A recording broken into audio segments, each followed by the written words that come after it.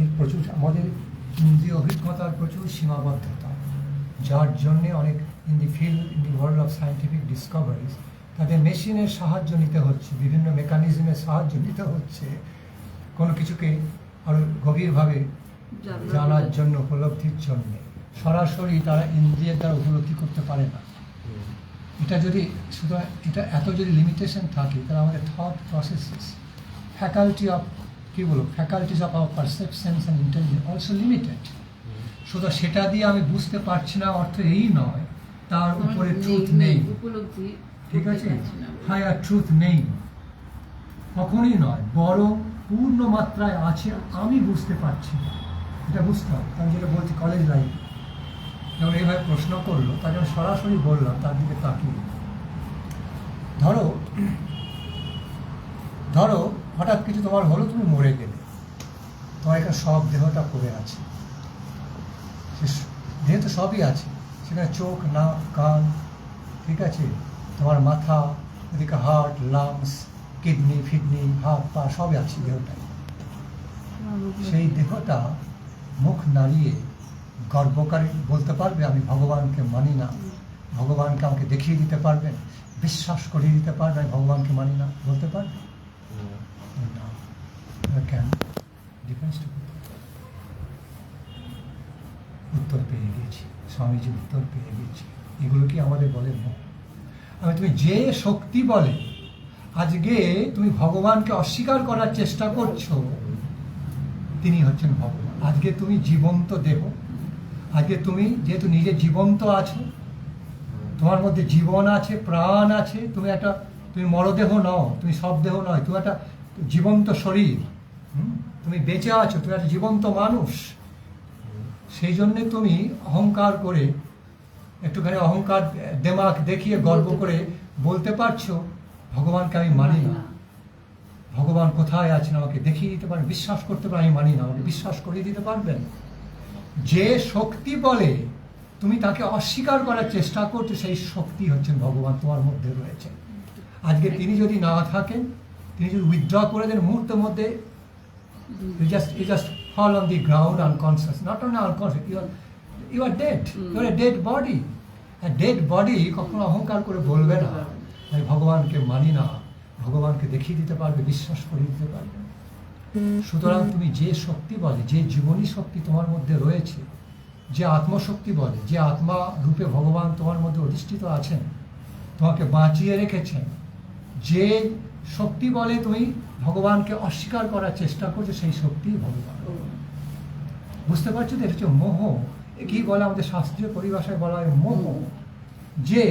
যে শক্তি বলে আমি বেঁচে আছি, ওকে, যে যার দয়ায় যে শক্তি বলে আমি বেঁচে আছি, আমার জীবনটা সিদ্ধ হচ্ছে, সার্থক হচ্ছে সবকিছু, তা কি আমি অস্বীকার করতে পারি না?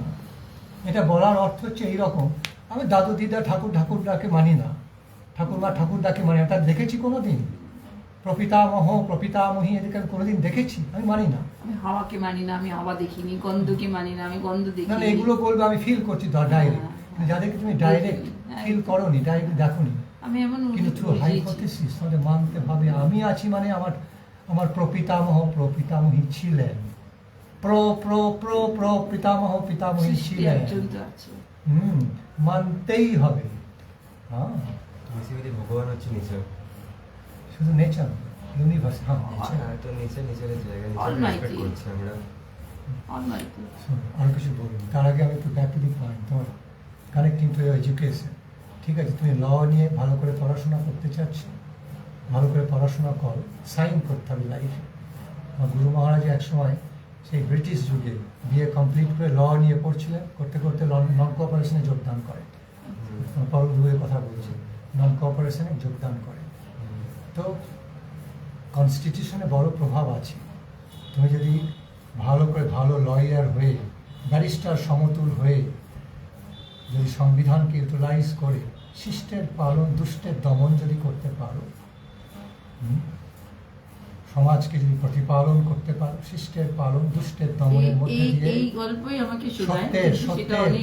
সত্যকে সংরক্ষণ করা, সত্যকে সংরক্ষণ করা, সত্যকে রক্ষা করা, অসত্যের বিপরীতে অশুভ, শুভ শক্তি, শুভ সত্য, শুভ শক্তি শুভ সত্যকে রক্ষা করবে, অশুভ শক্তি এবং অশুভ যেসব সত্যগুলো রয়েছে তার বিরুদ্ধে লড়াই করবে লড়াই করা। থ্রু দ্য কনস্টিটিউশনাল পাওয়ার। এটা সার্থক। পার্লামেন্টের কথা, পার্লামেন্টের নিয়ে সমাজের কল্যাণ করা, ভালো মানুষদের কল্যাণ করা, সমাজের কল্যাণ করা, কিন্তু জীবন যে জগতের ধরনের কল্যাণ কথা করা। মহারাজ করতে পারবে উনি তুমি? বলেন, সে অনেক অনেক বড় কথা, অনেক দূরের কথা। তো তবে তোমাকে যখন সেইভাবে প্রতিষ্ঠিত হতে হবে, না হলে যে কোনো টার্গেট জীবনে নেবে ওই একটুখানি টার্গেটটা একটুখানি কি বলো আংশিকভাবে হ্যাঁ, হ্যাঁ। ছুঁয়ে নিয়ে ছেড়ে দিয়ে আরেকটাতে গেলাম, ওটাকে আংশিকভাবে ছুঁয়ে নিয়ে আরেকটাতে গেলাম, এই jack of all trades master of none হলে হবে না। একটা টার্গেট নিলে সেই লাইনে নিজেকে ডেডিকেট করে একবার উপরে পৌঁছতে হবে, ভালো করে সাকসেসফুল হয়ে তখন সেটাকে তুমি ইউটিলাইজ করতে পারবে, বিশেষজ্ঞ হয়ে যাবে, স্পেশালাইজড হবে, স্পেশালি কোয়ালিফাইড হবে ইন দ্যাট ফিল্ড। তখন তাকে তুমি অ্যাপ্লাই করতে পারবে জীবন জগৎ সমাজের উন্নতি সাধনের জন্য। তো তাহলে তোমাকে টার্গেটটা সেইভাবে ফুলফিল করতে হবে, আংশিকভাবে শুধু ছুঁয়ে আর একটা দিকে চলে গেলে হবে না। সে টার্গেটটাকে তোমার ঠিক করতে হবে, সে লই হোক, সে সায়েন্স হোক, কমার্স হোক, আর্টস হোক, ক্ল্যাট হোক, LLB হোক, পলিটিক্যাল সায়েন্সই হোক, বল। তোমাকে সেটাকে বাবা পারফেকশনিস্ট হতে হবে জীবনে, বি পারফেকশনিস্ট, অ্যাটলিস্ট গীতাটাও তার জন্য পড়াটা দরকার। ছোটবেলায় অনেক পড়তো মহারাজ, গীতা পড়তো, একটা দুটো শ্লোকের থেকে কত কোয়েশ্চেন বের করতো, আমার সাথে জিজ্ঞাসা করতো, লিখতো। ও যেহেতু ওয়েস্ট বেঙ্গলের পড়ে না, CBSE, তাই ওর ইংলিশে গীতা, আমার বাংলায় গীতা। তো একটা শ্লোকের থেকে ও আমাকে 20-25টা কোয়েশ্চেন কোয়ারি করতো। আবারও করবে, হ্যাঁ, তো আবারও লাইফে সেই অধ্যায়টা ওর আসছে, হ্যাঁ, তো সেই চ্যাপ্টার অধ্যায় আবার শুরু হবে, করবে পরিপ্রশ্ন, আশা করি আরো জানবে। গুরুদেবের কৃপায় জানি না, কিন্তু হঠাৎ করে এই যে পরিবর্তনটা আসলো, এটা আমার জন্য ভালো খুব তো, কষ্টের। এটা একদিকে ভালো পরিবর্তন। জানি না। কোনটা বাবা চলে গেলেন সেটা আমি সেটা আলোচনা হ্যাঁ, করছি না, হ্যাঁ। ও যে একটু নাস্তিক ভাব এসছে, হ্যাঁ। একদিক দিয়ে ভালো, টু হ্যাভ দি নাস্তিক কথাটা এখনো মুখে এটা বলে না, আমাকে একটা কথা সবসময় বলে, কেউ যদি কখনো আমাকে এই ব্যাপারে প্রপারলি কিছু আমার ভেতরে যেটা আছে কিরাটা মানে ওই করতে পারে, আমি এখানেই আছি। বাবা মিষ্টির স্বাদটা হ্যাঁ, কম্পারেটিভলি বুঝতে গেলে তেতোটাও খেতে হবে। হ্যাঁ, হ্যাঁ, তেতোর এক্সপিরিয়েন্সটাও দরকার আছে, হ্যাঁ, আছে। To have the comparative study about how nectarine and delicious can be the higher life, divine higher spiritual life. কম্পারিজনের জন্য এই অভিজ্ঞতাটাও দরকার আছে। না, আমি এই জন্য শ্রী গুরু মহারাজের চরণে ছেড়ে দিয়েছি যে সময় যখন ভালো সময় ছেলে, হবে, ভালো ছেলে, টিকিটা কি দাঁড়াবে, আছে? তখনই নড়বে। আমার পক্ষে সম্ভব না। তো সেই জন্য মহারাজ আমি সম্পূর্ণ গুরুদেবের চরণের উপর ছেড়ে আমি শুধু ওনার কাছে প্রে করতে পারি। আমার ভেতরে তো কোনো আধার নেই যে আমি ভগবত ওকে ইচ্ছায়, pray তার করবো। ইচ্ছাতেই তার ইচ্ছাতেই আপনারা উভয়ই আসছেন আমার সান্নিধ্যে। একদম, এখানে আমার একদম। সান্নিধ্য নয়, আমার সান্নিধ্যে আসা মানে মানে ছিল গুরু পরম গুরু সান্নিধ্যে মহারাজ। আসা। একদম, একদম, ওকে, এটা জানবেন। একদম, একদম, এক্ষেত্রেও ভগবত ইচ্ছা, একদম। এক্ষেত্রেও এক করুণাময় আশীর্বাদ পুষ্ট ভগবত ইচ্ছা কাজ করছে ব্যাকগ্রাউন্ডে, মিস্টেরিয়াসলি না হলে তো ওয়ার্কিং। সত্যি তাই মহারাজ, কেননা ওকে তো আমি এমনি কখনো আনতে পারি না, এই যে আমি এসে রইলাম বলে ও এলো, কিন্তু ওকে আমি যদি ডিরেক্ট কখনো বলেছি চলো, আমি পারি না আনতে। গতকাল না কবে, গতকাল না পরশু, পরশু না, হঠাৎ করে আরতির পরে হঠাৎ করে আমার একটা প্রেরণা লাভ হলো তোমার মায়ের সঙ্গে কথা বলে। হ্যাঁ, হ্যাঁ, হ্যাঁ, তোমার মাকে দেখেছি, তোমার মায়ের সামনে বলছি না, মায়ের সামনে বলছি না শুধু, তোমার মায়ের পেছনেও বলবো সত্যি কথা। তোমার মা হচ্ছেন ভক্তিমতী, তুমি সৌভাগ্যবান এরকম মা পেয়েছ। তুমি জানবে পরম সৌভাগ্যবানদের মধ্যে অন্যতম, নিজের পরম সৌভাগ্যবান এরকম ভক্তিমতী মা পেয়েছো তুমি, এটাকে আন্ডার এস্টিমেট করবে না। আমার মা সবসময় রিলেট করছি, আমার মা ক্যাজুয়াল ব্যাপার, মোটেই না। মাকে মায়ের সঙ্গে যেটা আলাদা সম্বন্ধ রয়েছে, প্রগাঢ় প্রীতি ভালোবাসার সম্বন্ধ রয়েছে, সুতরাং ক্যাজুয়াল ভাবটা আসবে। কিন্তু গো beyond casual ways of relating to your mother, casual relationship, মাকে স্পেশাল ওয়েতে দেখো, try to relate to her also in special way. তুমি ভাগ্যবান। আর এই ছেলেও অনেক কিছু দেখবে ভবিষ্যতে, দেখবে ওকে অন্য রূপে দেখছো, ইয়েট টু বি ডিসকভার্ড। তাই জানো, আমি তো এই বিশ্বাসই করি, কেননা গুরু মহারাজ যখন ওর নাম অনিরুদ্ধ রেখেছে, আজকে সবকিছু তো গুরুদেবের কৃপা। সম্পূর্ণ রুদ্ধ হয়ে চলবে। হ্যাঁ, অনিরুদ্ধ নামটা যখন রেখেছেন, ভেবেই রেখেছেন, নাহলে তুমি অসুস্থ লীলা করে তো ফিরিয়ে দিতে পারতেন। উনি সব, ওনার সব কিছুই তো কৃপাতে। তো সুতরাং এখন একটু টলমল করছে, ওর জন্য আমারও অনেক কষ্ট হয়, আমি তাই চলে আসি। হাঁটতে শিখতে গেলে, হ্যাঁ হ্যাঁ, হাঁটতে শিখতে গেলে যখন বেবি অবস্থায়, শৈশব অবস্থায় একটু হাঁটবে আবার পড়বে, টলমল পায়ে হাঁটবে আবার পড়বে, আবার যে মাটিতে পড়ছে সেই মাটি ধরেই আবার উঠবে, আবার টলমল করে হাঁটবে, আবার একটু পরে পড়বে, এক সময় দৌড়বে, আর পড়া টড়ার কোনো ব্যাপার নয়, এমন দৌড়ানো শুরু করবে বাপ মার কঠিন হয়ে যায়, বাপ মার একটা অসুবিধা হয়ে যায় সেই ছেলেকে সামলানো। তাই জানো, পার্ট অফ লাইফ। তাই জানো মহারাজ, ওই ওই আশাতেই আছি। আর গীতার এই শ্লোকটি হচ্ছে বলি তোমার উত্তর, যো মাং পশ্যতি সর্বত্র সর্বঞ্চ মই পশ্যতি তস্যাহং ন প্রণশ্যামি সা চ মে ন প্রণশ্যতি। যে আমাকে সর্বত্র দর্শন করে, সোজাসুজি সিম্পল বাংলা ল্যাঙ্গুয়েজে, যে আমাকে সর্বত্র দেখতে পায়, সর্বত্র আমার অধিষ্ঠানকে অনুভব করতে পারে, ফিল করতে পারে, এবং সব কিছুকে আমার মধ্যে দেখতে পায়, আমি কোনোদিন তার কাছ থেকে হারাই না, সেও আমার কাছ থেকে কোনোদিন হারিয়ে যায় না। বড় কথা, most meaningful, one of the most meaningful versus. যো মাং পশ্যতি সর্বত্র, যে আমাকে সর্বত্র দর্শন করতে পারে, যে আমাকে সর্বত্র দেখছে, আমার অধিষ্ঠানকে দর্শন করছে, অনুভব করতে পারছে। এখানে দর্শন বলতে অনুভব করা বোঝায়, শুধু চোখের দেখা নয়, অনুভব দিয়ে দেখা। কারণ দর্শন শব্দের অর্থ, গূঢ়ার্থ হচ্ছে চোখে দেখা এবং রিয়ালাইজ করা, অনুভব করা। তো যে আমাকে সর্বত্র দর্শন করে, আমার অধিষ্ঠানকে অনুভব করছে এবং সর্বঞ্চময়ী পশ্যতি, সব কিছুকে আমাকে দর্শন করছে, সব কিছুকে দর্শন করছে in the কি বলবো, in the lab of the all-pervading superpower which is none other than myself. সর্বঞ্চময়ী পশ্যতি, সর্বত্র, যে আমাকে সর্বত্র দর্শন করছে, সব কিছুকে আমাতে অধিষ্ঠিত দর্শন করছে, আমার কোলে সব কিছু অধিষ্ঠিত আছে। নেক্সট লাইনে বলছেন, তস্যাহং ন প্রণশ্যামি, তার কাছ থেকে আমি কোনোদিন হারিয়ে যাই না। সা চ মে ন প্রণশ্যতি, সেও আমার কাছ থেকে কোনোদিন হারিয়ে যায় না। তস্যাহং ন প্রণশ্যামি, তার কাছে আমি কোনোদিন নশ্যামি অর্থাৎ হারিয়ে যায় না, সে আমার বোধে অধিষ্ঠিত, ভগবৎ চেতনায় অধিষ্ঠিত হয়েছে, এবং সেও আমার কাছ থেকে কোনোদিন হারিয়ে যায় না। অর্থাৎ আমরা পরস্পর সম্বন্ধযুক্ত হয়ে অবস্থান। বিরাট কথা। মহাভাগবত ভক্তগণ সেই স্তরে তারা অধিষ্ঠিত, সর্বত্র কৃষ্ণের মূর্তি করে ঝলমল, সর্বত্র তাদের ঈশ্বরে, যেদিকে তাকাচ্ছেন ঈশ্বরের প্রতিভাস ফুটে উঠছে, ঈশ্বরের অধিষ্ঠানকে তারা দেখছেন, অনুভব করছেন। তার মন, তার দেহ, মন, হৃদয় সব সেখানে একাত্ম হয়ে গিয়েছে।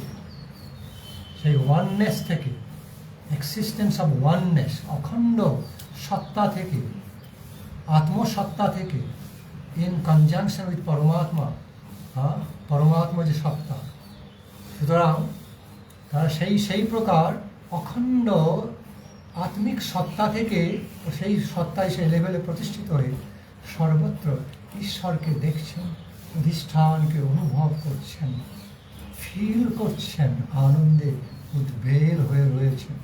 কখনো আনন্দে হাসছেন, কখনো কাঁদছেন, ঘোরাঘুরি যাচ্ছেন।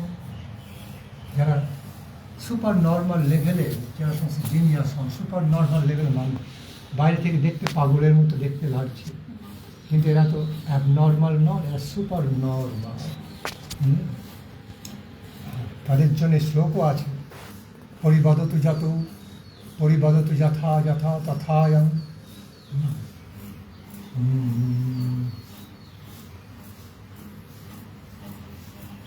ননু মিখরোয়ং ন বিচারয়াম।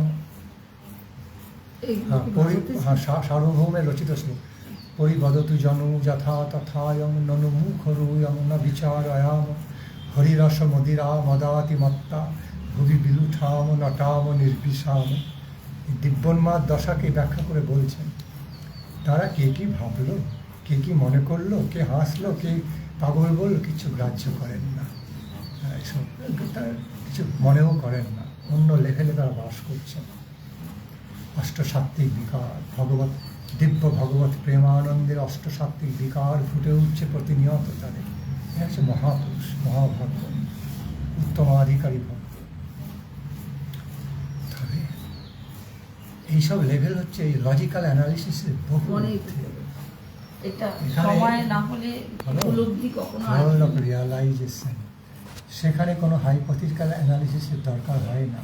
কারণ logical level of logical analysis হচ্ছে খুব লিমিটেড, খুব লিমিটেড। এটা সেলফ ফিলিং, সেলফ রিয়েলাইজেশন, আর কিছু না। ধরো আজকে থ্রু সায়েন্টিফিক মেকানিজমস আমরা জানি যদিও আল্ট্রাসনিক সাউন্ড আর সাবসনিক সাউন্ডকে আমরা সরাসরি শুনতে পাই না, তথাপি এটা এক্সিস্টেন্ট। দেখো, আলো যদি খুব বেশি হয় দেখতে পাবো, দেখতে পারবো না। খুব Sound কম বেশি হলে হলেও দেখতে শুনবো। পাবো না। ঠিক আমাদের একটা রেঞ্জ অফ এবিলিটি আছে। আমাদের দি capacity of perception, ability of perception is limited within a certain range. এর বাইরে হলেও বেশি হলেও আমরা সেটাকে বুঝতে পারবো না, কম হলেও বুঝতে পারবো না। আচ্ছা, অনেক প্রাণী আছে, অনেক জন্তু জানোয়ার আছে, তার ভেরি লো লাইটে দিব্যি দেখতে, তাদের কাছে দিব্যি লাইট, তাদের কাছে অন্ধকার নয়। যেটা আমাদের কাছে অন্ধকার, তাদের কাছে নর্মাল ব্যাপার, যেটাকে অনুসরণ করে কপি করে আজকে সায়েন্টিফিক ডিসকভারি, সায়েন্টিস্টরা আবিষ্কার করেছে নাইট ভিশন, হ্যানা ত্যানা ইত্যাদি এগুলোকে। সুতরাং দেখো,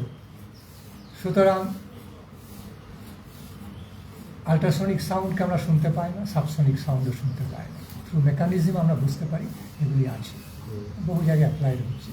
তেমনি লো লাইট মানে is equal to darkness to us. Very high light আমরা দেখতে পাবো, চোখ ঝলসে যাবে, অন্ধকার। কিন্তু আমরা ডাইরেক্টলি পারসিভ করতে পারি বা না পারি, এগুলো কিন্তু আছে।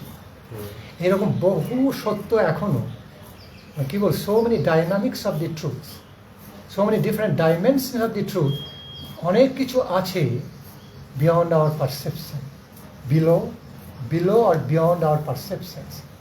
আমরা ডাইরেক্টলি বুঝতে পারি বা না পারি, কিন্তু সেগুলি আছে। এইবার যেগুলো আমরা সরাসরি পারসিভ করতে পারি না, সেখানে যুক্তিও খাটে না। লজিক্যাল অ্যানালিসিসটা বেসড অন আওয়ার এক্সপিরিয়েন্স, তাই না? কিন্তু যেগুলো আমরা বুঝতেই পারছি না, জানিই না, তার উপর আমরা কী তর্ক করবো? কোনো তর্ক চলে না তো সেখানে ক্যাপিটাল হচ্ছে ফেথ। শিক্ষককে ফলো করতে হবে, মহাজনদের, যারা বড় বড় জ্ঞানী, আমি বুঝতে পারি বা না পারি, যারা বড় বড় সত্যান্বেষী, বড় বড় জ্ঞানী, তারা যেটা বলে যাচ্ছে নিজের উপলব্ধি থেকে, সেইটাকে ফলো করে একদিন আমি সেটা উপলব্ধি করব, জানবো। কিন্তু জানার আগে সেটাকে নিয়ে কী তর্ক করবো বলো তো? যদি ওটা সত্যিও হয়, সত্যির মতন থাকে, ওটা নেচারটাকে পুজো করার কি দরকার? আমরা আল্ট্রাসনিক সাউন্ডকে পুজো কেন করতে যাবো? ওটা যে সত্যি আছে, ওটা সত্যি। আচ্ছা, এখানে পুজোটা কি কোনো গাছপালা, বিগ্রহ, কাঠ, পাথর, জল আর এই প্ল্যানগুলো পুজো করছি? নেচারটা সুন্দর, নেচারটাকে রিয়েলাইজ করছো, ওটাকে বিউটিটাকে এনজয় করো, ওটাকে পুজো করার কি দরকার? আমরা সমুদ্রকে পুজো করতে পারি, সমুদ্রের সৌন্দর্যটাকে এনজয় করতে পারি, ঠিক আছে? সমুদ্র আছে সুন্দর, এটা এনজয় করো। আচ্ছা, পূজা করা তুমি কি অর্থে দেখছো? শোনো, concept of the worship, obsession. না, এখানে আমাদের যে পূজা করার ধারণাটা, ওই তুমি বাইরে যেটা দেখছো না বাহ্যিকভাবে কিছু রিচুয়ালিজম, এটা রিচুয়ালিজম নয়, দি হোলিস্টিক কনসেপশন। অবসেশনটা বলছি। অবসেশন তো, এবার আমি বলি, এখানে পূজা করা আর এক অর্থ হচ্ছে ভালোবাসা। তুমি যখন যখন যেগুলো তোমার একটা ফেভারিট হবি, খুব অ্যাটাচড হয়েছে, সেখানে you love to be obsessed by that, you enjoy to be obsessed by that, you are not forced, okay, you are not forced by any dry ritual formalities to be obsessed, but you are being obsessed out of your love.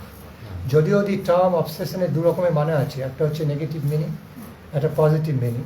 So I am explaining, I am using the term obsession in the positive sense, okay. Obsess হওয়াই তো দরকার। পূজা বলতে বোঝায় প্রেম, পূজা। রবীন্দ্রনাথ যেমন use করেছেন পূজাকে প্রেম অর্থে, ritual worshipping নয়, যেগুলো শুধু মন্ত্রোচ্চারণ করে কতগুলো ঘন্টা বাজিয়ে ঢং ঢং করে কিছু আরতি হলো, এটা কিন্তু পূজা নয়। ওদের কাছে ফুল ছুঁড়ে দিল, এটা পূজা। এটা পূজার একটা পার্ট। যেমন আমাদের ল্যাঙ্গুয়েজ, এর হচ্ছে রিচুয়াল, কী বলো, যেমন আমাদের সমস্ত ল্যাঙ্গুয়েজ একটা রিচুয়াল, একটা সিস্টেম থাকে, হ্যাঁ, বিভিন্ন language to express our cells through that media. কিন্তু দেখো, ল্যাঙ্গুয়েজ, বিভিন্ন রকম ল্যাঙ্গুয়েজের বিভিন্ন রকম ফরম্যাট থাকছে, কিন্তু ওই ল্যাঙ্গুয়েজে যেগুলো আমরা উচ্চারণ করছি, ফর্মাল ওয়ার্ডস, ওগুলোই সব নয়। তার মধ্যে দিয়ে যে ভাবটা আমরা বিনিময় করছি, সেটা হচ্ছে আসল এসেন্স। তেমনি পূজার একটা আলাদা রিচুয়াল ফর্ম্যাট আছে, এক্সটার্নাল ফর্ম্যাট, হ্যালো, সেইটা হচ্ছে কি বলবো, একটা via media, ritual way of worship, একটা ভায়া মিডিয়া আমাদের অ্যাফেকশন, আমাদের লাভ, আমাদের ডিভোশনকে এক্সপ্রেস করার জন্যে, আমাদের ভালোবাসাকে নিবেদন করার জন্যে। কিন্তু ওই এক্সটার্নাল যে ফরম্যাট অফ ওয়ার্শিপস, এইটা কিন্তু সব নয়, এটা কিন্তু পূজা নয়। এসেন্স উইদিন দ্যাট, সেটা হচ্ছে আসল পূজা। সেখানে সেটা হচ্ছে বিয়ন্ড রিচুয়াল ক্যারেক্টার। সেখানে ভাব আছে, ভালোবাসা আছে, প্রেম আছে, আনন্দ আছে, এবং সেটা ঈশ্বরের প্রতি নিবেদন হচ্ছে।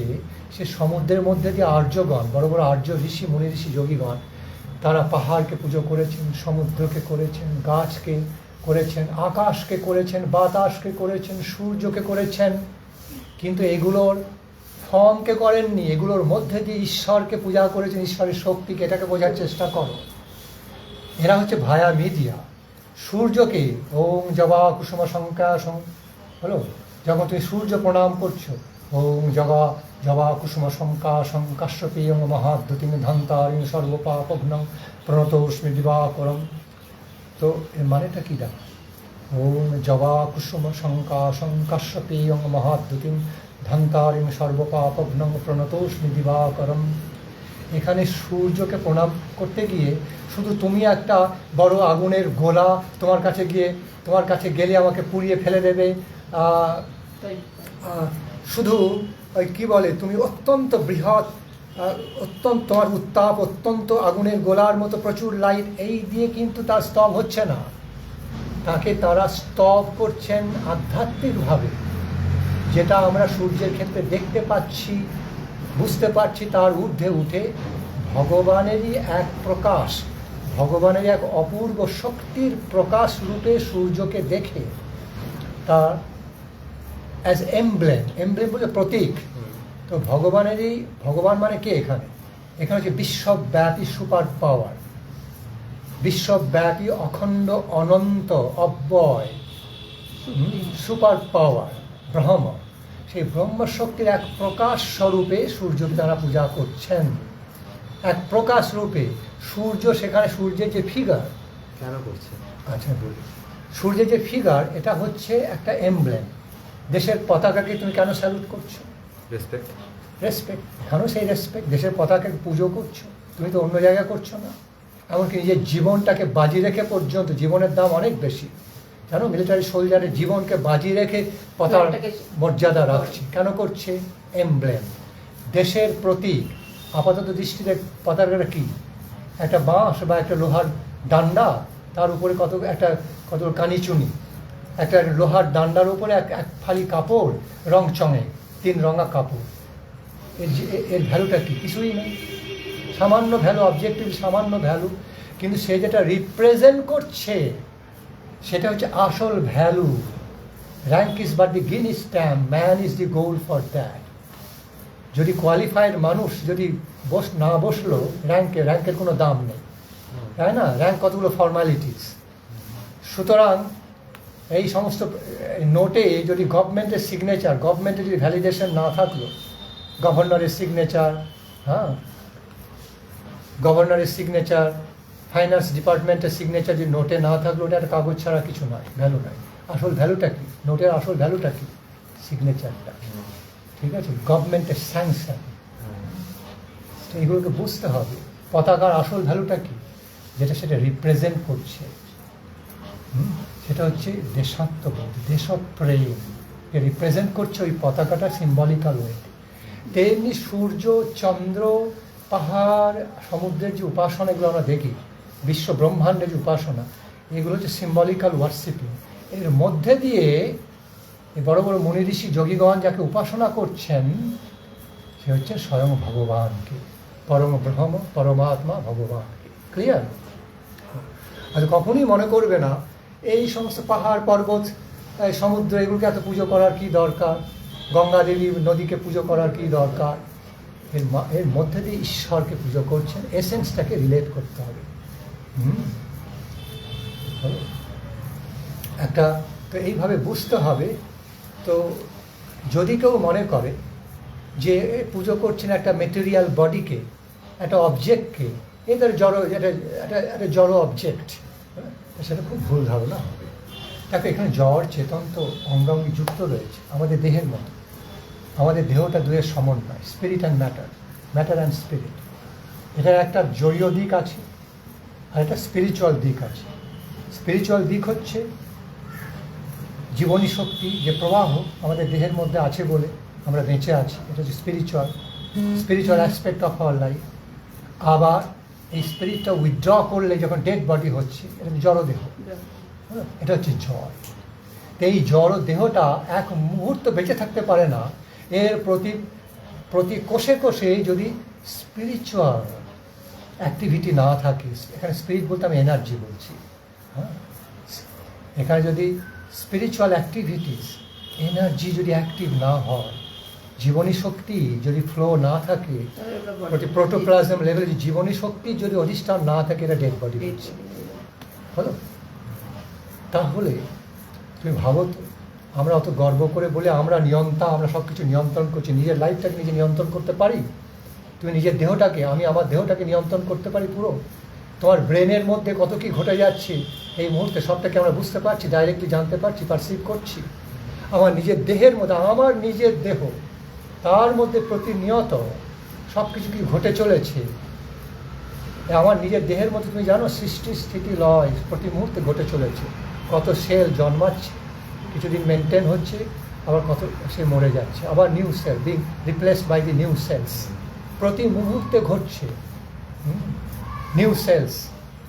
তো আমরা একই আমি ছেলেবেলায় আমি যে আমি ছিলাম, এখন কিন্তু সেই আমি নই, কিছুদিন পর আমি সেই আমি থাকবো না, অথচ একই আমার সত্তার মধ্যে পরিবর্তনের স্রোত চলেছে।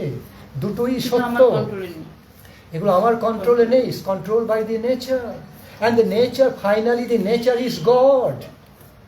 Finally the conception of the unbridled conception, unlimited conception of the nature means superpower, universal superpower. And the unbridled, unlimited definition of the universal superpower or power is God. বিভিন্ন নামে ডাকছি, বেসিক্যালি একই truth. Clear? Love the nature, respect the nature, কিন্তু ওটা নিয়ে পুজো করার কি দরকার? হ্যাঁ, ঠিক আছে, তুমি পুজো করো না, তুমি ফুল চন্দন জল দিয়ে পুজো নাই বা করলে, তুমি যখন মনে মনে রেসপেক্ট করছো, ভালোবাসছো, ঠিক আছে, অ্যাপ্রিসিয়েট করছো, সেটা আর এক ধরনের পূজা, সেটা করো, কোনো ব্যাপার নয়। তোমার যদি এইভাবে পুজো করতে ভালো না লাগে, তুমি অন্যভাবে পূজা করো, কিন্তু পূজাটা করো। পূজা মানে কি? Offering, it's a way of offering your gratitude to that water, to air, to ether, to the soil, to শোনো, এগুলো ছাড়া আমরা বাঁচতে পারি না। তো আউট অফ গ্র্যাটিটিউড, কৃতজ্ঞতার সূত্রে ঋষি মুনি যোগীগণ তারা এদেরকে পূজা করেছেন, নিজের কৃতজ্ঞতা নিবেদন করেছেন যে আলো, ভগবান আমাদের সৃষ্টি করার সঙ্গে সঙ্গে তিনি আলো সৃষ্টি করে, আলো, বাতাস, জল, আমাদের খাদ্য, আমাদের বেঁচে থাকার পরিবেশ, সব কিছুকে সৃষ্টি করেছেন তিনি কৃপাপূর্বক। এগুলো ছাড়া আমাদের জীবনটা সম্ভব হতো না, বাঁচতে পারতাম না। সুতরাং আউট অফ গ্র্যাটিটিউড কৃতজ্ঞতা সূত্রে তারা সেটাকে ভালোবেসে পূজা করেছেন। এই পূজাটা শুধু রিচুয়াল কনসেপ্টের মধ্যে সীমাবদ্ধ নয়। তোমাদের যে রিচুয়াল কনসেপ্ট যদি ভালো না লাগে অন্যভাবে করো, কিন্তু করো। ভালোবাসাটাও তো পূজা। Literally, আমি মায়ের অবসেশন নিয়ে বলছি। মা সকাল 2টায় ঘুমাতে যায়, মা একটা ফরম্যাট ফলো করছে, মা ফরম্যাট ফলো করছে, একটা সাধনার একটা অঙ্গ। যেভাবে গুরুদেব শিক্ষা দিয়েছেন আমাদের সমাজে চলছে ট্র্যাডিশনাল ওয়েতে, উঠেই একটু গুরুদেবকে প্রণাম, ভগবানকে পুজো করা, ভোগ রাখ দেওয়া।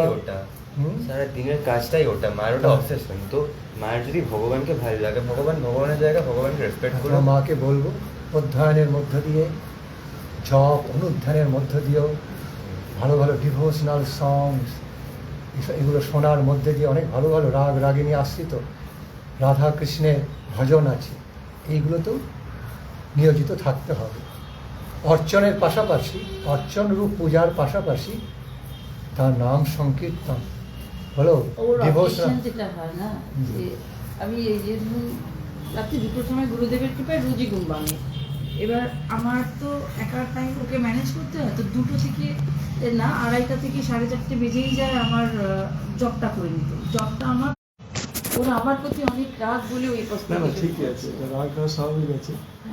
ভাই যেটা বলছে, ভাই তো এখনো প্রেম জিনিসটা বুঝতে পারেনি। প্রথমত এই ভাই যখন ভগবানের সাথে প্রেমের সাথে যুক্ত হবে, যখন পিতার সাথে বাবা পুত্রের প্রেমের সাথে যখন যুক্ত হবে, তখন পিতা যদি একটা কিছু এনে দিল, কিছু চকলেট এনে যখন পুত্রকে দিল, হ্যাঁ, পুত্র যখন সেই চকলেটটাকে ঘুরিয়ে পিতার মুখে তুলে দিল, সেই পুত্রের কিন্তু কোনো কোয়ালিটি নেই চকলেট কিনে দেওয়া বা পুত্রকে খাওয়া, তারই জিনিস পিতাকে দিচ্ছে। সেই পিতা তখন কতটা আনন্দ পাবে বলো তোমার। এইগুলো আরো প্রচুর বড় একটা ব্যাপার, প্রচুর বড় একটা ব্যাপার। ছোট সময়ের পরিসরে এতটা এক্সপ্লেন করা যাবে না, তবে ছোট্ট করে একটা জানবে তোমার মায়ের উপর যে অভিমান হয়, ঠিক আছে সঙ্গত, তবে জানবে তোমার মা যে বিষয়ে, যে ভগবত পূজায় তিনি একটু নিষ্ঠা নিয়ে এনগেজ থাকেন, এর দ্বারা যে স্বীকৃতি অর্জিত হচ্ছে তার ভাগটা তুমিও পাবে পুত্ররূপে, ঠিক আছে? সিন আর আনসিন ওয়েতে তুমি সেই ভাগটা পাবে। অতএব মা যেটা করছে সার্বিক মঙ্গল, এটা শুধু মায়ের মঙ্গল হবে না, সেই মঙ্গলের ভাগটা তোমারও। আমি ওকে এটা বুঝিয়েছি মহারাজ যে এইবার বাবা নেই, যেটা তুমি রয়েছো, এটা তো আমাদের থাকার কথা না, শুধু ওটাই তুমি আমার জব ভাবো। সবাই তো জবে তো অনেক টাইম দেয় না, 10 ঘন্টা 8 ঘন্টা দেয় না। যাক, ও একটুখানি এইটাই একটু অভিমান হয়, অ্যাটেনশন চায়, সেটাও দিতে হবে, এটাও দিতে হবে।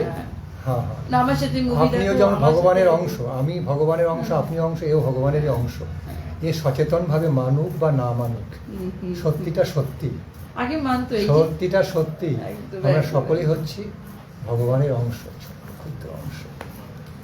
এইটাকে বৃহত্তম যে ভগবানের যে কনসেপশন, ভগবানের ধারণা, তার সঙ্গে মিলিয়ে একাত্ম করে দিতে পারলেই না জীবনের সিদ্ধি লাভ হয়ে যাবে। তখন ক্ষুদ্র অংশ থেকেও তুমি বৃহত্তম ভগবানের আস্বাদন লাভ করতে পারবে। পারতেই হবে, এটাই তো হবে লক্ষ্য। জীবনের সর্বোত্তম লক্ষ্য হবে সেটি, যাতে সর্বোত্তম সার্থকতা লাভ হয়। আমরা বলি না সর্বার্থ সিদ্ধি, জীবনের সর্বোত্তম সিদ্ধি, সর্বোত্তম যে সার্থকতা জীবনে, তা হচ্ছে ভগবানকে লাভ করার মধ্যে দিয়ে, প্রেমে ভগবানকে লাভ করার মধ্যে দিয়ে জীবনের সর্বোত্তম সার্থকতা রয়েছে। বাবা, কেউ যখন আমাদের অনেক সময় জিজ্ঞেস করে, তারা আমাদের কাছে অনেক সময় বলে, আমি জীবনে অ্যাম্বিশাস, আমি লাইফে আমার প্রচুর অ্যাম্বিশান আছে, সব অনেক হাই অ্যাম্বিশান রয়েছে, ফুলফিল করতে হবে। তাদেরকে হেসে আমি বলি, আমাদের চেয়েও বড় অ্যাম্বিশন তোমরা কিসের অ্যাম্বিশাস? আমরা হচ্ছে সবচেয়ে বড় অ্যাম্বিশাস লাইফে। আমাদের উচ্চাকাঙ্ক্ষার চেয়ে আর বড় উচ্চাকাঙ্ক্ষা কিছু নেই। অবাক হয়ে থাকায় কেন বলছেন স্বামীজি? তো তোমরা তো ছোটোখাটো জাগতিক জিনিস নিয়ে তোমাদের অ্যাম্বিশন, উচ্চাকাঙ্ক্ষা, এগুলো লাভ করতে চাচ্ছ, বিরাট প্রতিষ্ঠা, ধন জন প্রতিষ্ঠা। আর আমরা ভগবানকে লাভ করতে চাই। ভাবো তো কত বড় উচ্চাকাঙ্ক্ষা, যাকে জানলে সব জানা যায়, যাকে পেলে সব কিছু পাওয়া যায়, যাকে একবার লাভ করতে পারলে যাকে জীবন উপলব্ধি করলে জ্ঞানে জীবনে সব আনন্দ পরম পাওয়া যায়। জ্ঞানে আনন্দে ভরপুর হয়ে যায়, আমরা পূর্ণ থেকে পূর্ণতম হয়ে যেতে পারি যার সান্নিধ্যে। আমরা তাকে লাভ করতে চাচ্ছি, সেটাই। যা হচ্ছে অনন্ত, যা হচ্ছে অনন্ত, অব্যয়, চিরন্তন লাভ, তাকে আমরা লাভ করতে চাচ্ছি। তাহলে বোঝো তো আমাদের উচ্চাকাঙ্ক্ষাটা কি হবে। অনেক বেশি। তোমরা কিসের উচ্চাকাঙ্ক্ষী? আসল উচ্চাকাঙ্ক্ষী হও, আমাকে ভগবানকে কত লাভ জিজ্ঞাসা করার করে যত্ন মহারাজ, করো। যে কোনো বোর্ড এক্সামের আগে জিজ্ঞাসা করে তুমি কত এর চেয়ে বড় expect উচ্চাকাঙ্ক্ষা করো? নেই। কিন্তু আমার কাছ আপনি থেকে। যেগুলো বোর্ডের আগে জিজ্ঞাসা করে তুমি আমার কাছ থেকে কত পার্সেন্টেজ এক্সপেক্ট করো। আমি বলি কোনো পার্সেন্টেজ আমি এক্সপেক্ট করি না, যাকে পেলে, যাকে বুঝতে পারলে, তুমি যেদিন সব বুঝে ফেলবে, এই পার্সেন্টেজটা তো সামান্য, 90 পেলেই কি, 100 পেলেই কি।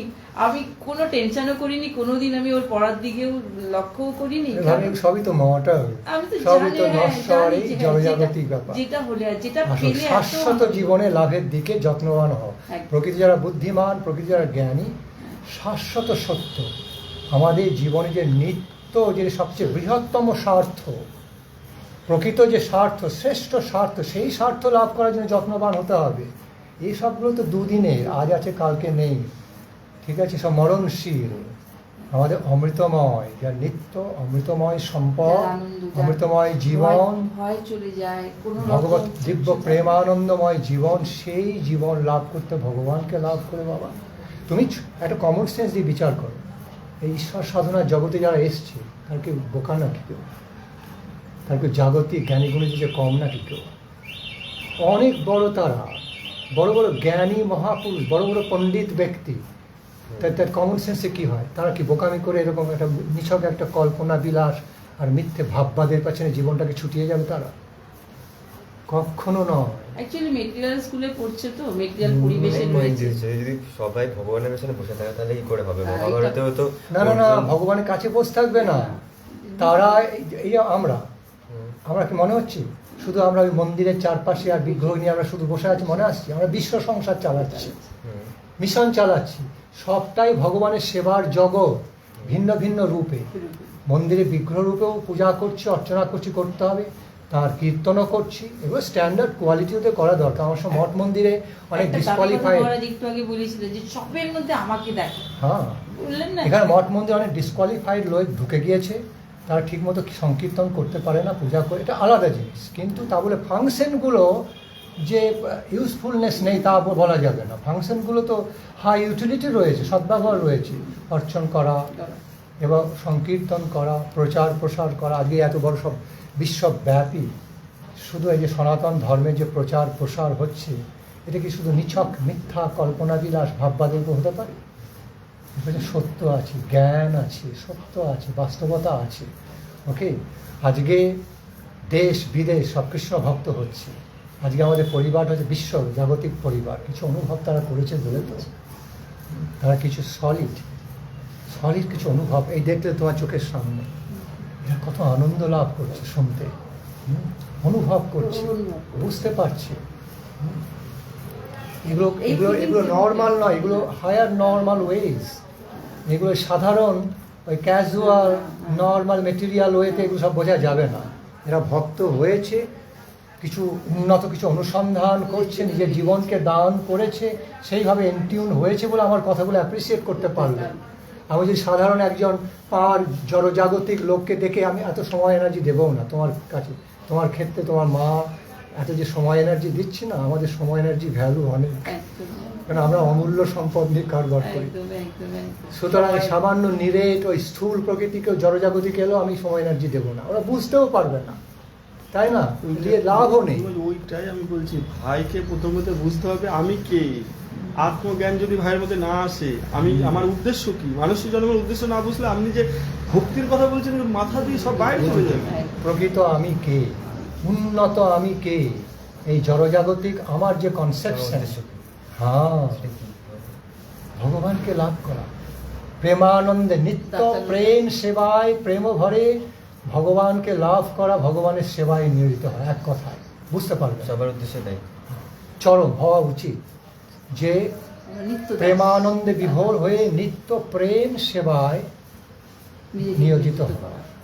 ভগবানের, পুনরায় বলি, শ্রী ভগবানকে এখানে, যিনি হচ্ছেন সচ্চিদানন্দময়।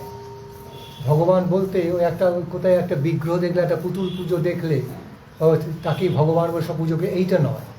শ্রী ভগবান হচ্ছেন যিনি সর্বশক্তিমান, সর্বব্যাপী, অখণ্ড অব্যয়, পরম ব্রহ্ম, যিনি আমাদের মধ্যে আত্মা, পরমাত্মা রূপে, শক্তিরূপে অধিষ্ঠিত আছেন, যিনি আমাদের জীবন ধারণের মূল শক্তিস্বরূপ, আমাদের জ্ঞান শক্তি, জীবনী শক্তি সমস্ত উৎসস্বরূপ, যিনি হচ্ছেন সচ্চিদানন্দময়, সচ্চিদ আনন্দময়, যিনি হচ্ছেন সমস্ত শক্তি এবং সমস্ত চেতনা, সমস্ত প্রেমানন্দের উৎস তত্ত্ব, তিনি ভগবান। কৃষ্ণ হলেন তাঁরই এক প্রকাশ রূপ, বুঝলে?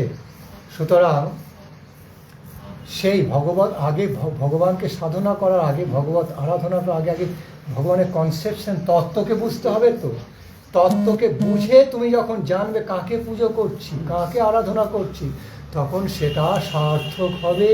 তার জন্য তোমাকে বই পড়তে হবে। হ্যাঁ, তার জন্যে সাধনা করতে হবে বাবা, ডেডিকেট করতে হবে নিজেকে।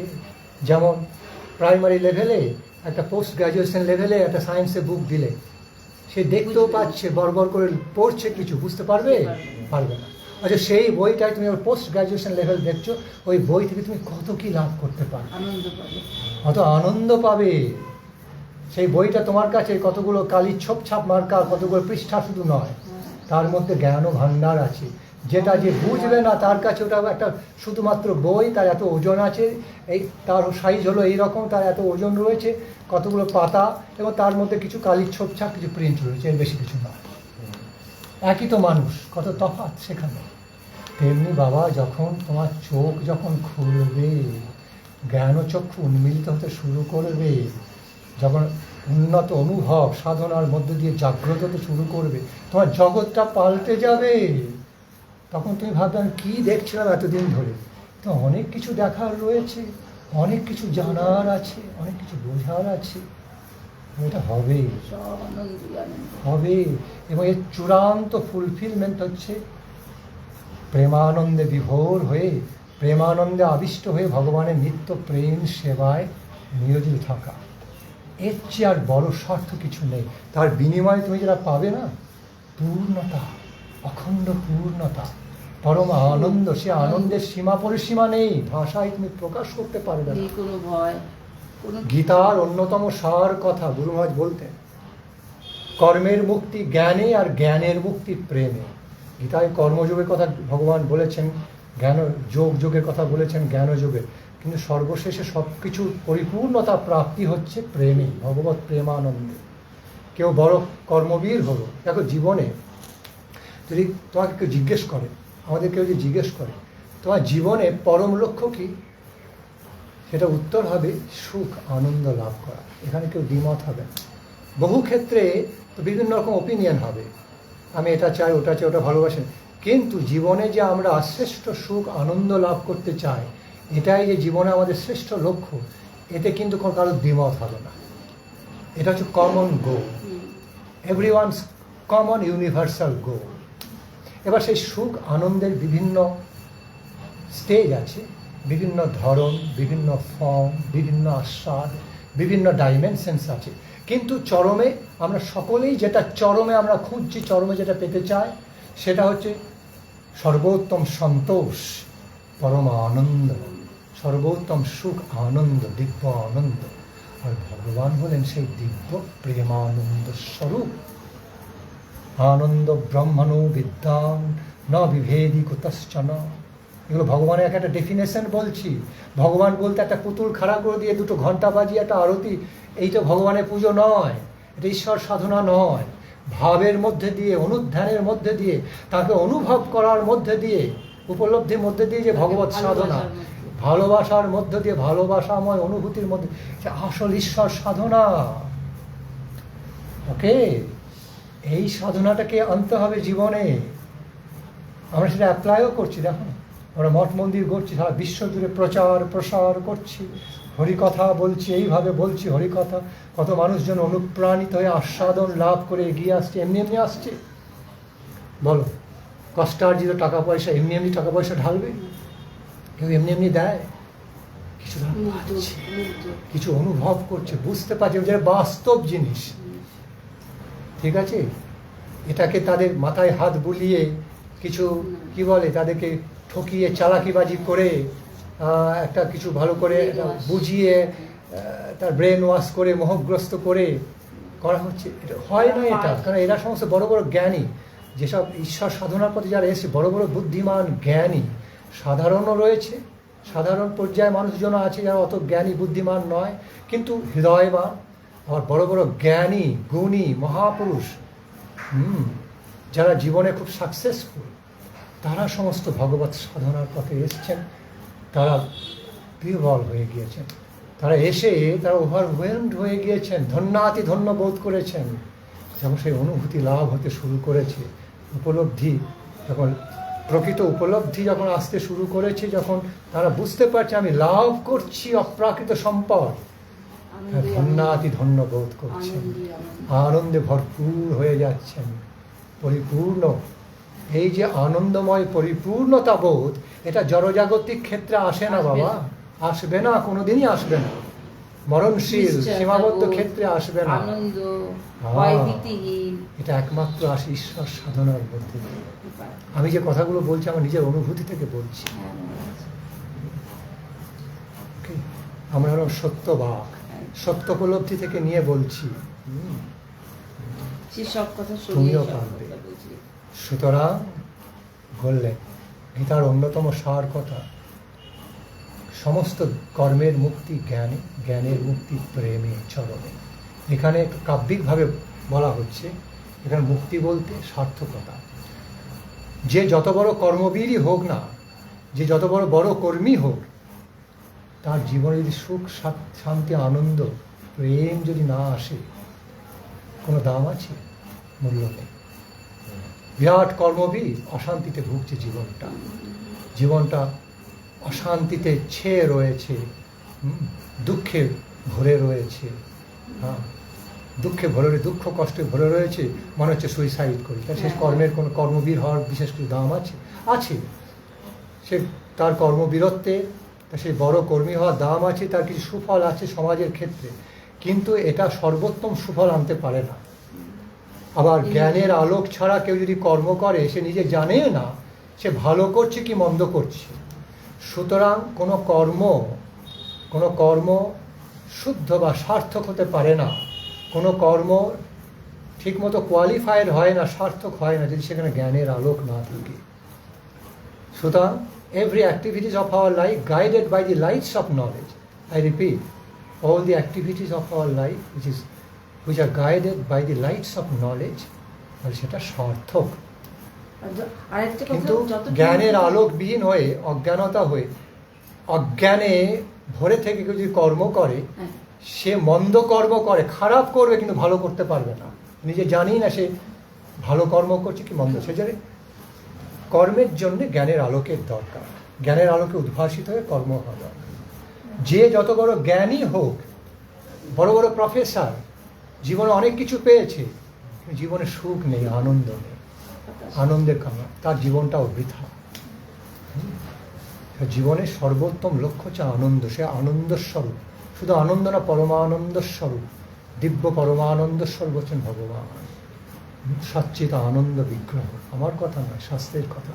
ঈশ্বর পরম কৃষ্ণ, আমার মা খুব ভালো করে জানেন, সচ্চিত আনন্দ বিগ্রহ। কৃষ্ণ মানে একটা ওই পটে আঁকা একটা বিগ্রহ, বাঁশি বাজাচ্ছেন, শুধু এটাই কৃষ্ণ। মা কেন এত পুজো করবে? এইটা তো নয়, এটা কৃষ্ণের একটা রূপ, একটা পুতুলের একটা রূপ, একটা মাত্র বিগ্রহ। তো ওর ওটাই মনে হয় যে এতক্ষণ আমি ঘরে দরজা বন্ধ, আমার একটা ঠাকুর ঘর আছে, তো ওইখানে গিয়ে আমি ওনাকে একটা কথা শেয়ার করি, আমার যা যা কিছু হয় সব শেয়ার করি। একটা জিনিস জানবে, আমরা মোটে আইডল ওয়ার্শিপার নই, আমরা পুতুল পূজক নই। আমরা বিগ্রহ পুজি। বিগ্রহ মানে হচ্ছে ওটা এমব্লেম, প্রতীক হয়ে যাচ্ছে, তার মধ্যে দিয়ে আমরা অনন্ত ঈশ্বর, সচ্চিদানন্দ ঈশ্বরকে প্রণাম পূজা করছি, বুঝলে? কথা বলা, রাধারানীকে বলা, মহাপ্রভুকে বলা, সব কিছু বলা, এই যে আমি ওকে এখান থেকে ছেড়ে চলে আসছি সেটাও বলে আসা। আমি যতক্ষণ পর্যন্ত ওখান থেকে একটা ভিতর থেকে অনুমতি না পাই, আমি কি করছি বুঝতে পারছি না, ঠিক করছি কি ভুল করছি, আমার তো কেউ নেই ঠিক গাইড করবে, তো আমি ওনার সাথে কথা বলি। এটা এই যে দরজা বন্ধ করে ওনার সাথে কথা বলি, ওর কাছে মনে হয় অনেকটা সময় পুজো করি না, আমার উনি সব বলে দেন। আত্মনিবেদন তুয়া পদে করি, হ্যাঁ। হইনু পরম সুখী, আমার দুঃখ দূরে গেল, চিন্তা না রহিল, চৌদিকে আনন্দ দেখি। সুতরাং সমস্ত বলছেন যে সমস্ত কর্মের সার্থকতা দিব্য জ্ঞান লাভের মধ্যে, এখানে মুক্তি অর্থে বোঝাচ্ছে কর্মের মুক্তি দিব্য জ্ঞানে, অর্থাৎ মুক্তি বলতে সমস্ত কর্মের যে পরিপূর্ণতা, সমাপ্তি অর্থে মানে পরিপূর্ণতা অর্থে সমাপ্তি প্রাপ্ত হচ্ছে দিব্য জ্ঞান লাভের মধ্যে।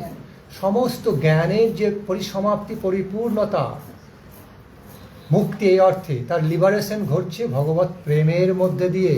ভগবত প্রেমানন্দের আস্বাদন যদি চরমে যতদিন লাভ করতে না পারলো, জীবনটা অপূর্ণ থেকে যায়। যত বড় কর্মী হোক আর যত বড় যোগী হোক, যত বড় জ্ঞানী হোক, যদি ভগবত প্রেমের দিব্য প্রেমানন্দের আস্বাদন এক কণাও যদি লাভ না হলো, জীবনটা অসার্থক থেকে যায়।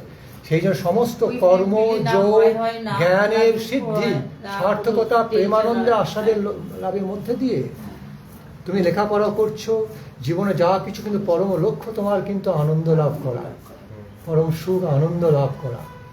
এই ভগবান হচ্ছেন সর্বোত্তম আনন্দস্বর, সুখস্বর, অখিল রসামৃত মূর্তি তাকে বলা হচ্ছে।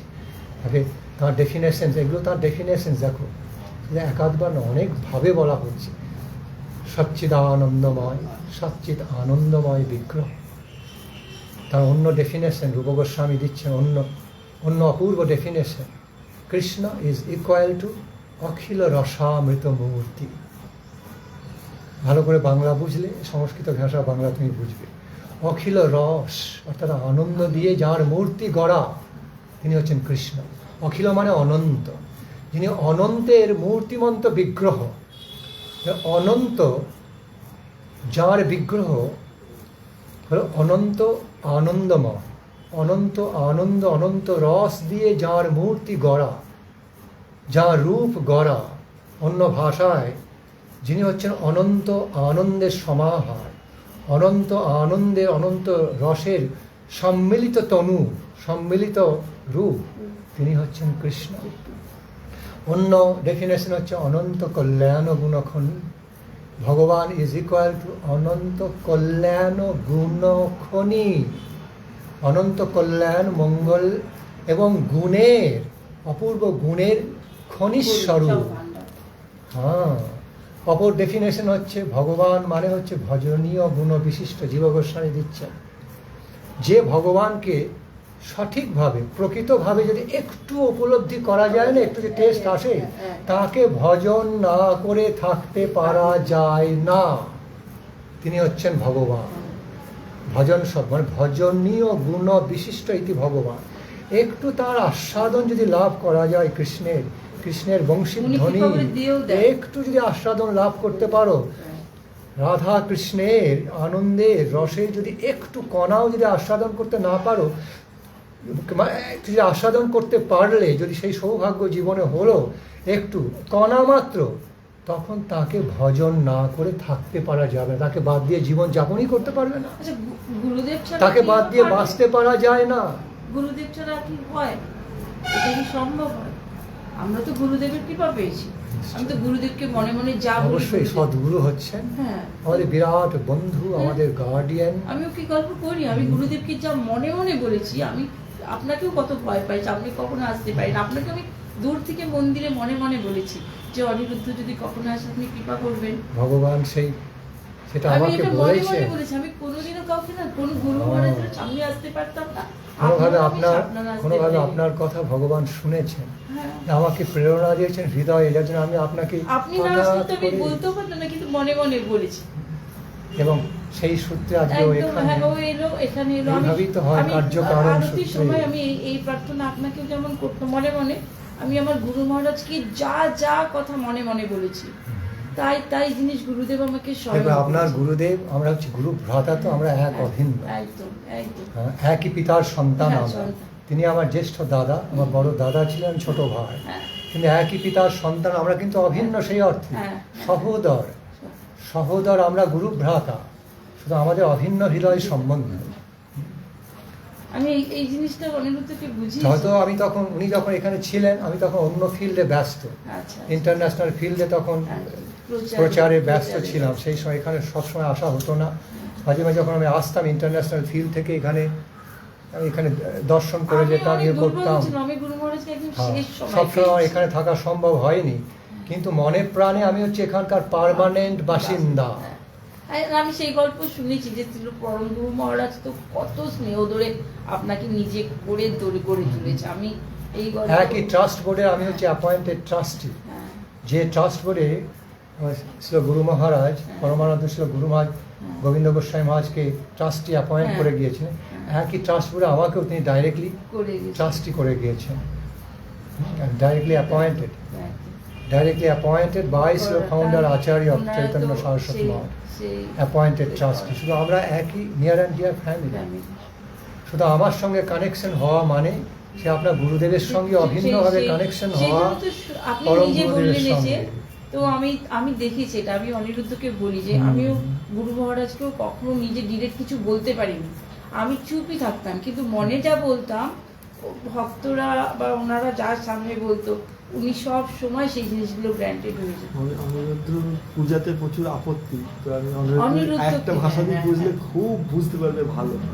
সাধারণ যে জাগতিক তোমার লেভেলেই অনেকেই আছে যারা বয়ফ্রেন্ড গার্লফ্রেন্ড আছে না, তারা যদি এখন বলে তুমি আমার বয়ফ্রেন্ড আমি তোমার গার্লফ্রেন্ড, তুমি তোমার জায়গায় আমি আমার জায়গায়, না মিটিং না সিটিং হ্যাঁ, হবে, দিনের পর দিন রাতের পর রাতে হ্যালো করে সময় চলে যাচ্ছে, ঘন্টার পর সেই ঘন্টা অপশনটা তো ভালো না, যাচ্ছে। তো ওটা প্রেমের একটা প্রকাশ, সাধারণ একটা জাগতিক কিন্তু সেটা তো প্রকাশ। লাইফটা আলটিমেটলি নষ্ট করছে। অবসেশন, অতিরিক্ত অবসেশন ভালো না। এই দিকটা জাগতিক জাগতিক ওটা ক্ষেত্রে, ওটাই। কিন্তু আর ওটা ভগবানের আধ্যাত্মিক। ক্ষেত্রে, আলাদা। উল্টো হয়ে যাচ্ছে। ভগবানের ক্ষেত্রে অবসেশন বলে কিছু হয় না। The term obsession is not applicable, not simply applicable to the world of the divine love of God. কেন জানলি? এখানে আমাদের এখানে অতিরিক্ত কিছু হলে সেটা ভালো নয়। Too much of anything is bad, কিন্তু টু মাচ অফ কৃষ্ণ প্রেম ইজ ব্যাড, এই কনসেপ্টটাই নেই। এটা অ্যাবসার্ড, কি বলে, এটা এটা এটা নট অ্যাপ্লিকেবল, কি বল, ইররেলিভেন্ট, এটাকে ইংলিশ ভাষায় বলা ইররেলিভেন্ট। এটা মানে অ্যাপ্লিকেবলই নয়, কারণ এই কনসেপ্টটাই নেই। যত কৃষ্ণ প্রেম লাভ করবে, যত কৃষ্ণ প্রেমানন্দ লাভ একটা করবে, টাইমের পরে সব যে কোনো তত নেশা তুমি যখন আরো ভাগে। চাইবে। সুতরাং ওখানে ওই টু মাচ অবসেশন বলে কোনো কনসেপ্ট নেই, এটা অ্যাবসেন্ট। কিন্তু জাগতিক ক্ষেত্রে তুমি যেটা বলছো ঠিকই হবে। রবীন্দ্রনাথ পড়বে মাঝে মাঝে, একটু রবীন্দ্রনাথ পড়তে পারো, দেখবে তুমি তো জ্ঞানী পুরুষ, কবি, সায়েন্টিস্ট নন। হ্যাঁ, আমি একদমই নলেজেবল না, খুব পড়াশোনায় বাজে। ওদিকে যাও না, সাহিত্য।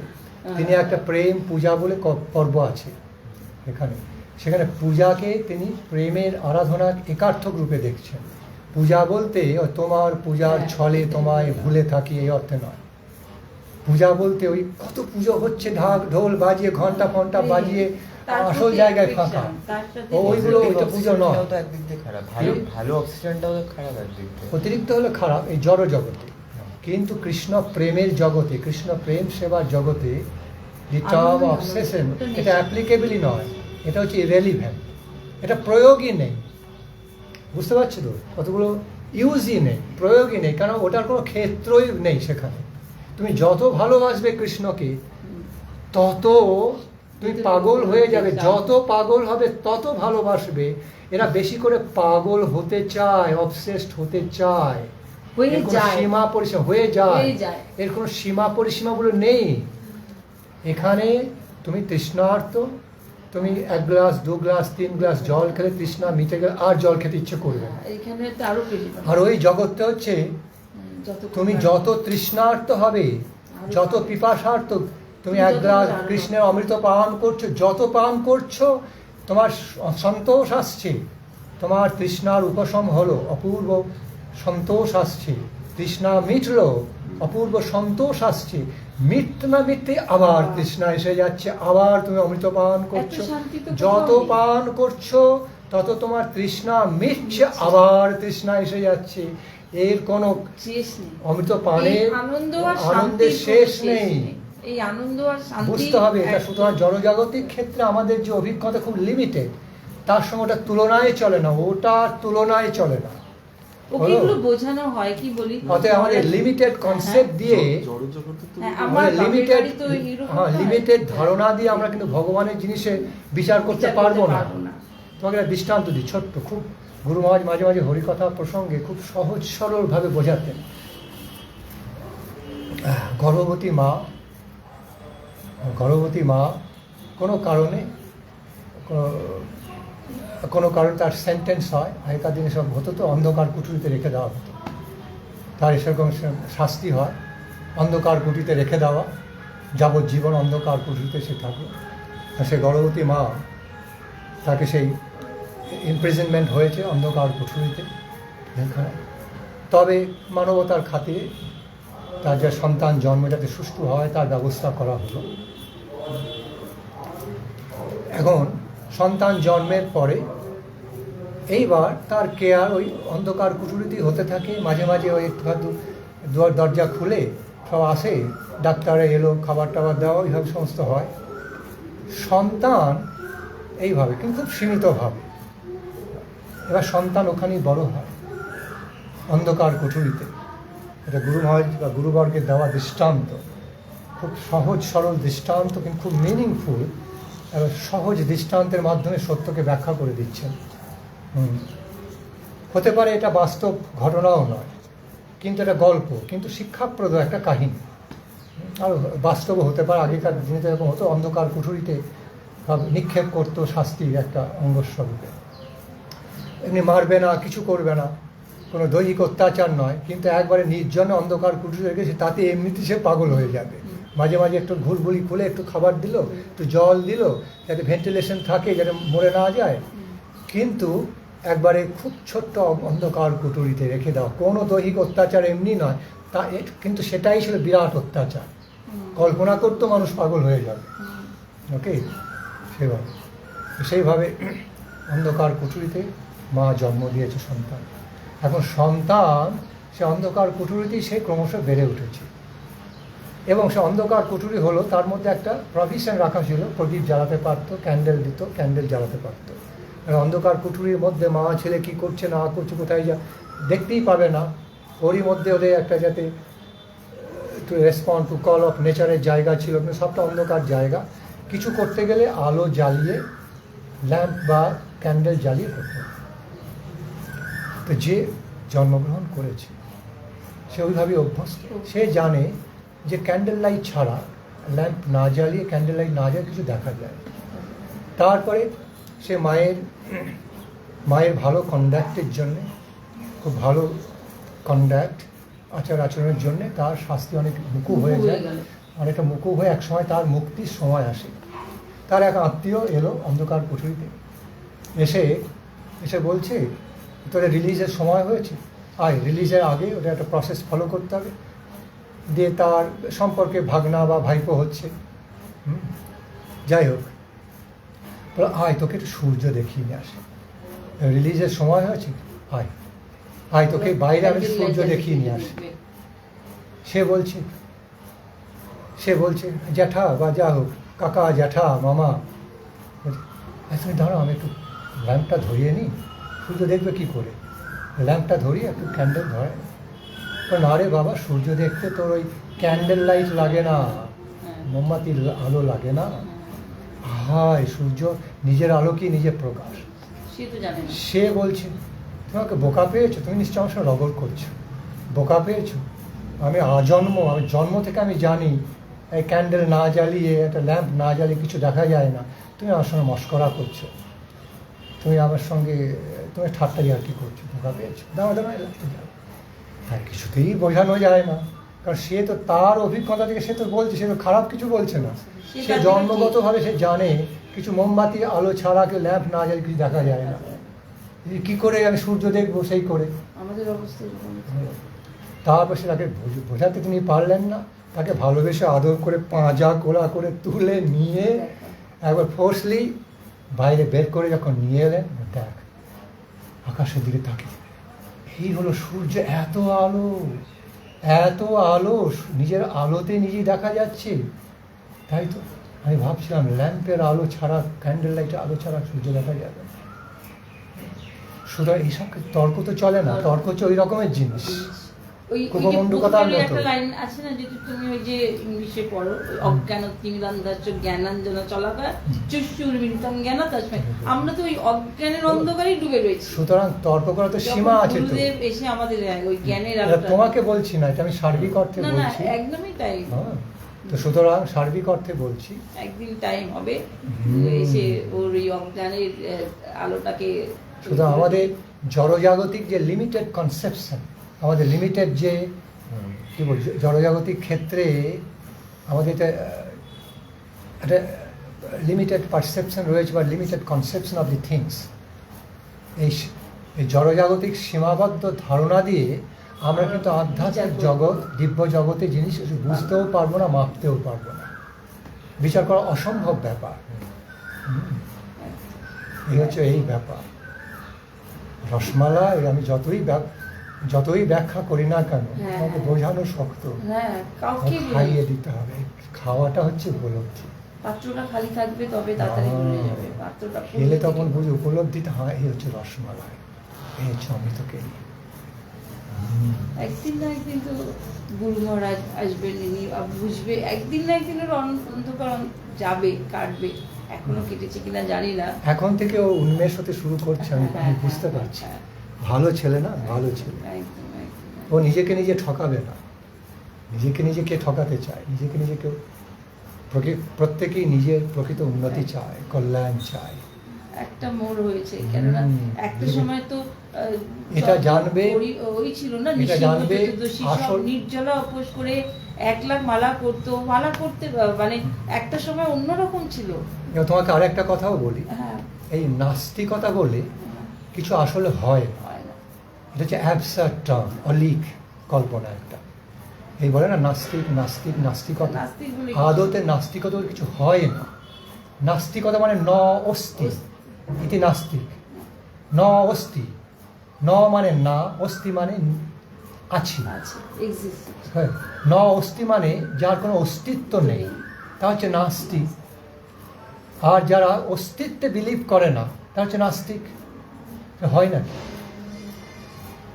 আরে আমার যদি অস্তিত্ব না থাকে, তাহলে ওই যে নাথিংনেস যেটা, সেটাও আমি বুঝতে পারবো না।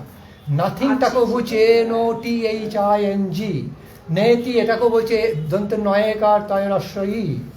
ওকে, সুতরাং আমরা এখন নাইও বলছি, সেটাও একটা conceptualization, part of our concept. Exactly. কেউ যদি অজ্ঞান হয়ে গেল, সেন্সলেস হয়ে গেল, তখন সে নাথিংও বলতে পারবে না, এমটিনেসটাকে ফিল করতে পারবে না। অর্থাৎ এমটিনেসটাকে ফিল করতে হয়। সুতরাং এমটি কোনোদিন হয় না। সব কিছুর পেছনে একটা অস্তিত্ব রয়েছে কারণ স্বরূপে। সুতরাং অস্তিত্ব ছাড়া ওই নাস্তিটাও হয় না, জিরোটা হয় না। যদি ফুলনেসের কনসেপ্ট না থাকে, পজিটিভ কনসেপ্ট যদি না থাকে, concept of the zero is impossible. ওটা কম্পারেটিভ স্টাডিতে কম্পারেটিভ কনসেপশন আমরা জিরোকে বুঝি। এমটিনেসকে আমরা ফিল করছি যেহেতু ফুলনেসটা রয়েছে। উইদাউট কনসেপশন অফ ফুলনেস, এমটিনেস বলে কিছু হয় না। কিসের এমটি? কি নেই। ওকে, সুতরাং বুঝতে হবে নাস্তিকতাটা যে একটা মোহ, এটা মোহ, এটা একটা অলিক কল্পনা, এটা আদতে হয় না। যেমন এই কমিউনিজমে বুদ্ধিমান ব্যক্তিরা বুঝতে পারে, কী বলে কমিউনিজম, যে অর্থে ওরা কমিউনিজম বলে। তুমি একটু ল পড়ছো, পলিটিক্যাল সায়েন্সের সঙ্গে যুক্ত। কমিউনিজম মানে বলছে সব সমান। পৃথিবীতে কোনো দুটো জিনিস, পৃথিবীতে এই গোটা বিশ্ব সৃষ্টিতে কোনো দুটো জিনিস একেবারে সমান হয় না, অসম্ভব। সব জিনিসের এক একটা বৈশিষ্ট্য থাকে।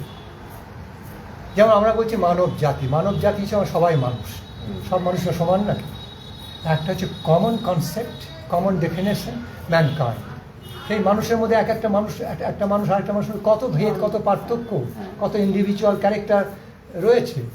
ইন্ডিভিজুয়ালি তারা কত পৃথক এক থেকে অপরের। সুতরাং একটু আধটু প্রচুর ডিফারেন্স রয়েছে, ইন্ডিভিজুয়াল ডিফারেন্স রয়েছে বিটুইন ম্যান অ্যান্ড ম্যান। তেমনি এরকম অনেক দৃষ্টান্ত দিতে পারি।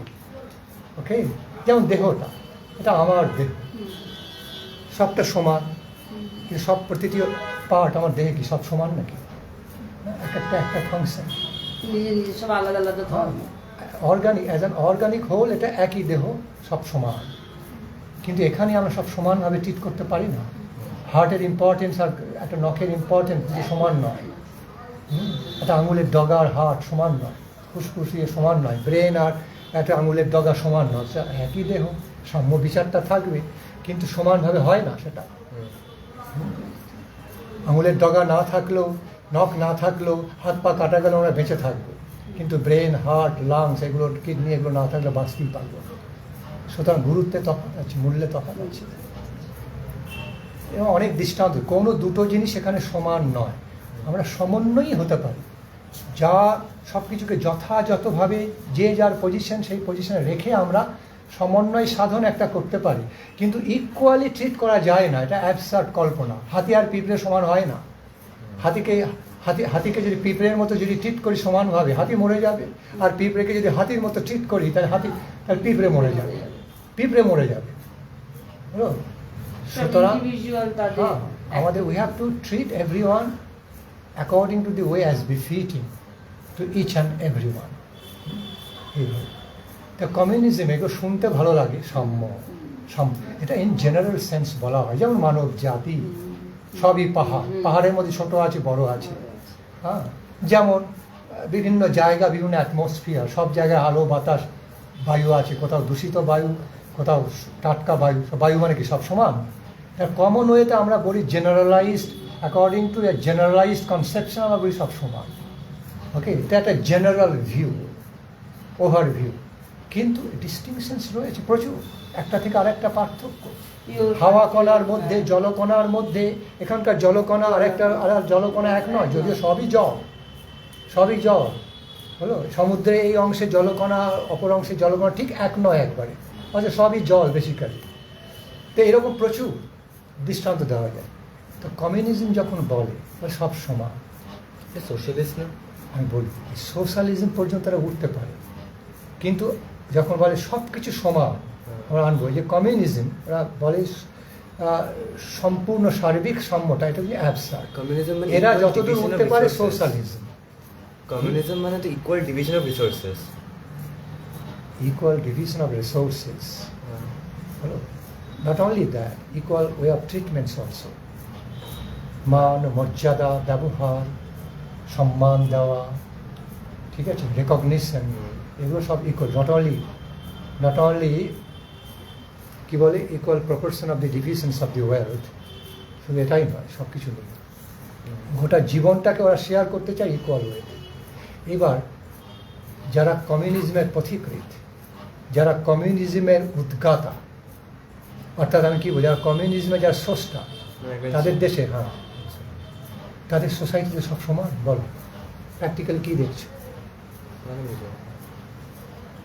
কমিউনিস্ট কান্ট্রি, এগুলো রাশিয়া, চীন, চায়না, তাদের দেশে সব সমান সোসাইটিতে, প্রকৃত অর্থে সমান কি সমবাদটা আছে?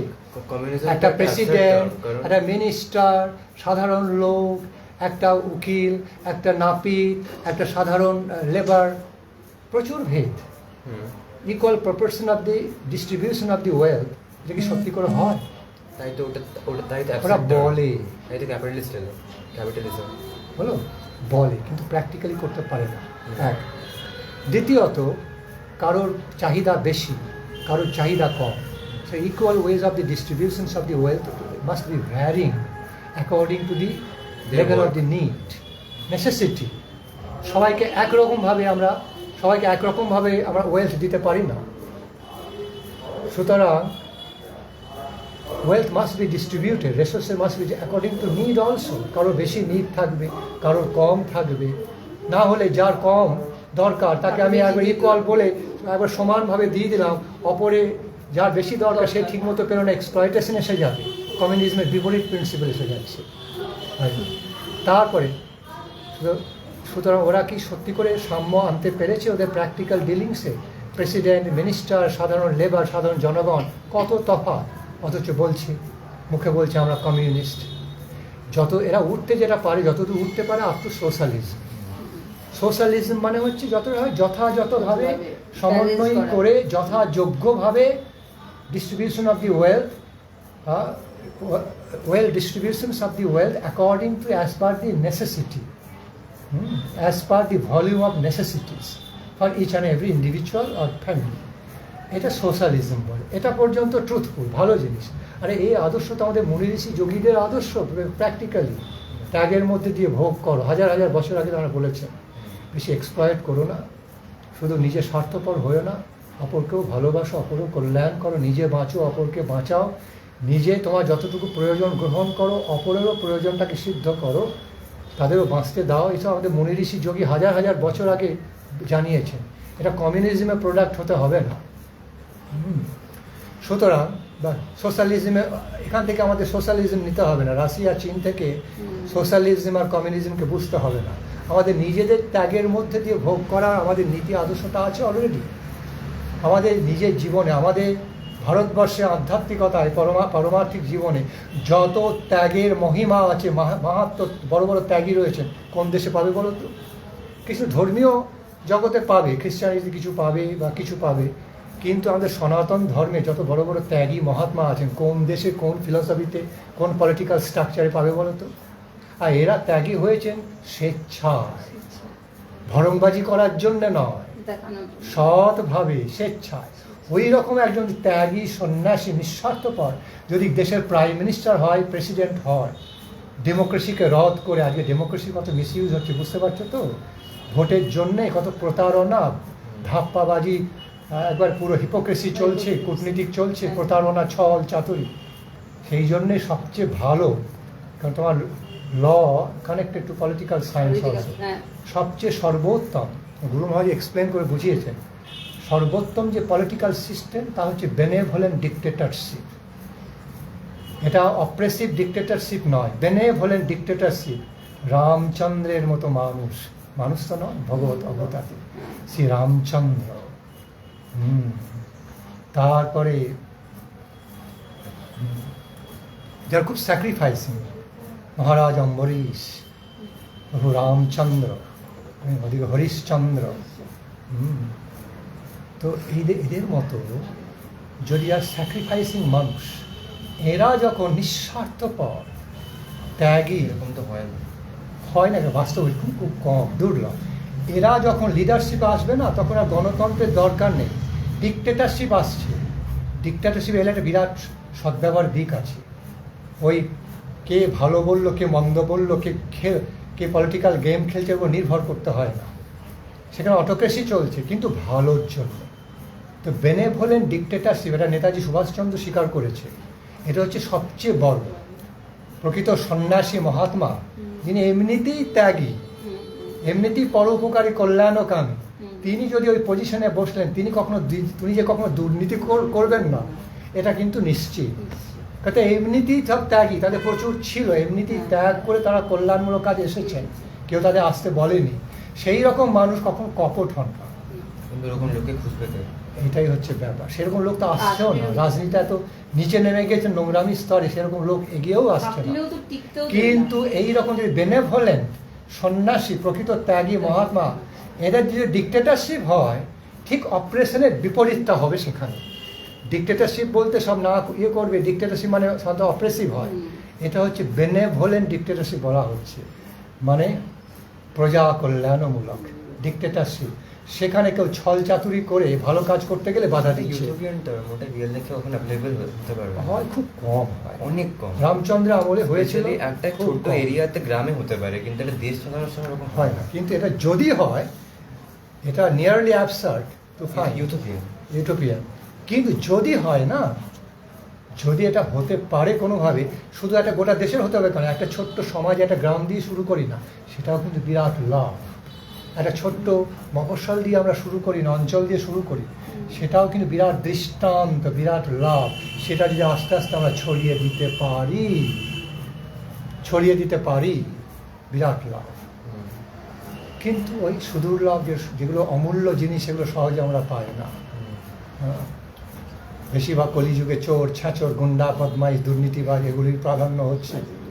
এই সবগুলো টিম করা অসম্ভব ব্যাপার। একজন একজন নেতা যদিও বেরিয়ে আসে না, টিম তাকে করা অসম্ভব মেরে ব্যাপার। দেবে, তাকে মেরে মেরে দেবে, দেবে সরিয়ে কিছু দেবে। ব্যাপার।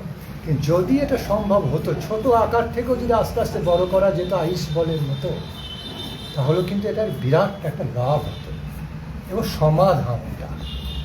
আজকে কোয়ালিশন গভর্নমেন্ট হয়েছে বলে, কোয়ালিশন গভর্নমেন্ট বলে ভালো কাজও দেশে যে সত্যি করে ভালো কাজ করতে দেবে না, বিরোধিতা করছে for the sake of opposition.